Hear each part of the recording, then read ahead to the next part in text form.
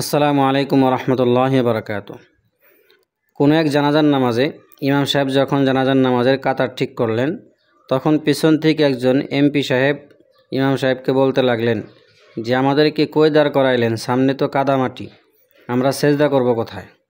এই কথা শুনে সকল মুসল্লিরা হাসতে লাগলেন যে এত বড় একজন শিক্ষিত মানুষ, অথচ কোরআন হাদিসের জ্ঞান না থাকার কারণে, শরীয়তের জ্ঞান না থাকার কারণে সে জানেই না যে জানাজার নামাজে রুকু সেজদা নেই।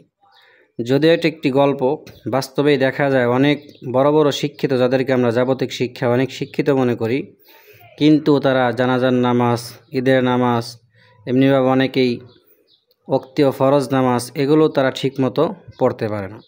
এই জন্য আমরা সন্তানদেরকে জেলে এনেই লেখাপড়াই না কেন, লেখাপড়া জেলে এনে আমরা করাই, কমপক্ষে ফরজ পরিমাণ এলেম আমরা সন্তানদেরকে শিক্ষা অবশ্যই দেওয়ার চেষ্টা করব ইনশাআল্লাহ।